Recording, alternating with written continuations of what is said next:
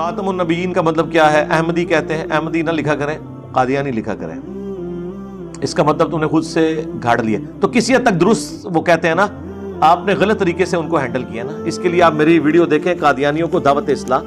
قرآن میں جو لفظ ہے وہ خاتم کا ہے، اور خاتم کا جو معنی وہ بیان کرتے ہیں وہ معنی درست ہے، اس کا جو فہم لیتے ہیں وہ غلط ہے. خاتم کہتے ہیں مہر کو.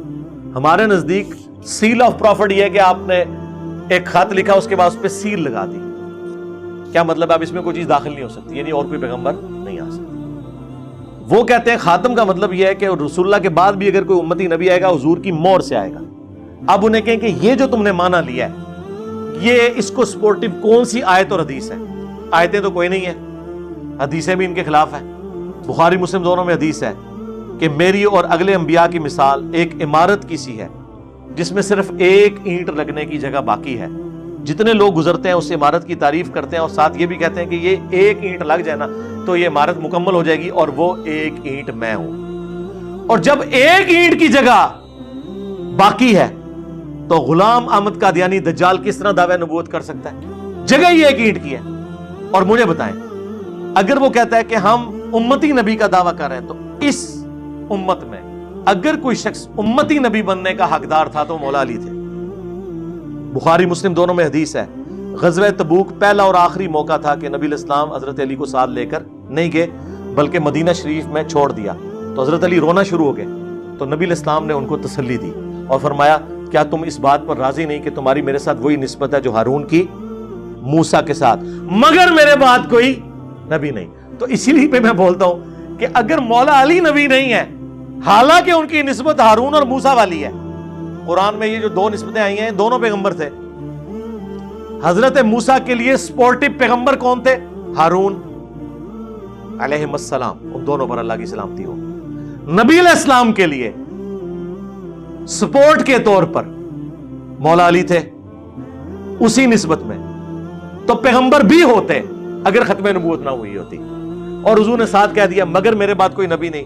تو سرکار اگر مولا علی نبی نہیں ہے نا، امتی نبی بھی نہیں ہے، تو غلام احمد قادیانی دجال تو شاہی کوئی نہیں. یہ جو مولا علی کی شان میں حدیث جو بخاری اور مسلم دونوں میں موجود ہے، اور امام بخاری امام مسلم نے حضرت علی کی شان میں پہلی حدیث ہی یہی لی ہے.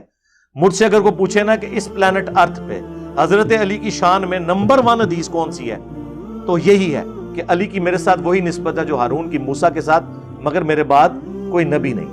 وہ من کن تو مولا بعد والی چیز ہے، یہ اصل ہے. سب سے بڑی حدیث یہ والی ہے. علی سے محبت نہیں رکھے گا مگر مومن، علی سے بغض نہیں رکھے گا مگر منافق، یہ بھی بعد میں ہے. پہلے نمبر پہ اگر کوئی حدیث ہے نا تو یہی ہے کہ جس طرح ہارون اور موسیٰ تھے اس طرح میرے لیے مولا علی ہے مگر کوئی نبی نہیں. تو اگر مولا علی نبی نہیں ہے تو غلام القادیانی دجال کی تو حیثیت ہی کوئی نہیں ہے. آپ دیکھیں قرآن و سنت کے جو محکم دلائل ہیں وہ اتنے مضبوط ہیں، ان دلائل سے تمام گمراہ فرقوں کا رد ہو رہا ہوتا ہے. اس حدیث سے صرف ناسبیت کا رد نہیں ہو رہا، قادیانیت کا بھی رد ہو رہا ہے. اسی لیے آپ دیکھیں گے کہ ناسبی بھی منکرین حدیث ہوں گے اور قادیانی بھی منکرین حدیث ہوں گے. آپ یہ ساری حدیثیں ان کے اوپر پیش کریں نا، انکار کرنا شروع کر دیں گے. قرآن میں تو ان کے لیے ویسے ہی کوئی جڑ موجود نہیں ہے جو قرآن کا جس طریقے سے وہ، کیونکہ قرآن کا اسلوب بالکل واضح ہے کہ جب کبھی کوئی پیغمبر آتا ہے نا وہ بشارت دیتا ہے اپنے بعد آنے والے پیغمبر کے بارے میں. تو ان سے پوچھیں، قرآن میں تو ہمیشہ یہ ہے کہ اہل ایمان وہ ہیں جو کچھ ان کی طرف نازل ہوا وہ اس پر ایمان لاتے ہیں، اور جو ان سے پہلے نازل ہوا اس پر ایمان لاتے ہیں. بعد کا ذکر پورا قرآن خالی ہے اس سے. اور پھر وہ جو آیت ہے ما کان محمد ابا احد من رجالکم ولکن رسول اللہ وخاتم النبیین، یہ بالکل واضح ہے. محمد تم مردوں میں کسی کے باپ نہیں ہے بلکہ وہ تو خاتم النبیین ہے، اللہ کے پیغمبر ہیں، اللہ کے رسول ہیں. یہ دونوں باتوں کو اللہ نے کیوں جوڑا ہے؟ اس لیے کہ نبی علیہ السلام کی نسل میں کوئی، اب آپ کی جو حقیقت بیگوٹن سن جو ہے نا آپ کا، وہ کوئی مرد کے لیول تک نہیں پہنچے گا، بچپن میں ہی فوت ہو جائے گا. کیونکہ یہ پھر تقاضا تھا کہ اگر ابراہیم کا بیٹا پیغمبر ہے نا تو نبی الاسلام کا اپنا بیٹا بھی پیغمبر بنتا. تو اللہ نے کیا فرمایا؟ محمد تم مردوں میں سے کسی کے باپ نہیں، ان کا کوئی بچہ بھی مرد نہیں بنے گا. کیوں؟ ولیکن رسول اللہ و خاتم النبیین، چونکہ وہ رسول اور خاتم النبیین ہے، اس کا تقاضا یہ ہے۔ اور یہ جو میں تشریح کر رہا ہوں نا، یہ بخاری میں موجود ہے۔ عبداللہ ابن ابی اوفا سے پوچھا گیا آپ نے رسول اللہ کے بیٹے ابراہیم کو دیکھا تھا؟ انہوں نے کہا ہاں میں نے دیکھا تھا، وہ حضرت ماریہ قبطیہ سے پیدا ہوئے، بچپن ہی میں فوت ہو گئے، اگر وہ زندہ رہتے تو پیغمبر ہوتے۔ وہ قادیانی کہتے ہیں دیکھیں اس سے پتہ چل گیا کہ نبوت جاری ہے۔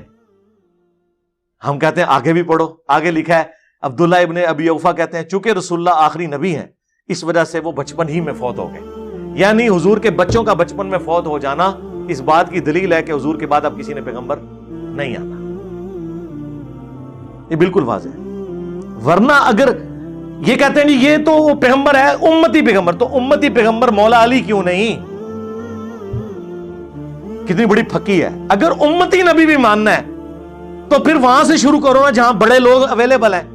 بخاری میں ابو داؤد میں حدیث ہے، اے اللہ ابراہیم اپنے دو بیٹوں اسماعیل اور اسحاق کو ان کلمات کے ذریعے تیری پناہ میں دیتے تھے، اور میں اپنے دو بیٹوں حسن و حسین کو ان کلمات کے ذریعے تیری پناہ میں دیتا ہوں، اعیذکما بکلمات اللہ التامہ من کل شیطان وہامہ ومن کل عین لامہ۔ نبی الاسلام کیا فرما رہے ہیں؟ یہ حدیث بخاری میں بھی ہے، ابو داؤد میں بھی، کہ ابراہیم کے دو بیٹے اسماعیل اور اسحاق، اور میرے دو بیٹے کون؟ حسن اور حسین۔ کیا نسبت ہے! حسن و حسین اگر امتی نبی نہیں تو غلام احمد قادیانی دجال کہاں سے آ گیا؟ کتنی کمزور گراؤنڈ کے اوپر یہ قادیانی فرقہ کھڑا ہوا ہے۔ فرقہ میں اس پوائنٹ آف ویو سے کہہ رہا ہوں کہ یہ سنیوں سے نکلا ہے، اور اس سے بھی بڑھ کر ہمارے حنفی دیوبندی اور حنفی بریلوی بھائیوں میں سے نکلا ہوا ہے۔ ہاں، کیونکہ قادیانی بغیر رفع الیدین کی نماز پڑھتے ہیں۔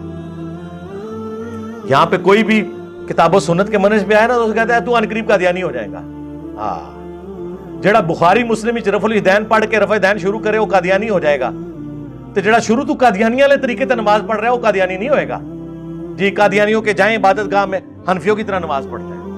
You follow generally Imam Abu Hanifa's fatwa were very largely accepted by the ulama, and unless we find reasons to disagree with him, we would generally follow the fiqh Hanafiya. Investigate personally directly. The overbearing principle should be that you follow Hazrat Imam Abu Hanifa. This is the entire attitude of Jamaat Ahmadiyya. یار یہ کتنی بڑی بات تھی، اہل حدیث پچھلے 100 سال میں یہ بات نہیں حنفیوں کو بتا سکے کہ وہ ہمیشہ اہل حدیث کی گالی کھاتے تھے کہ تو ان وہابیوں ہے نا ان قادیانی ہو جائیں گا۔ اہل حدیث اپنی عوام کو یہ نہیں بتا سکے کہ حنفیوں کی طرح نماز پڑھتے ہیں قادیانی۔ انہوں نے آگے دین دا کے کام کرنا۔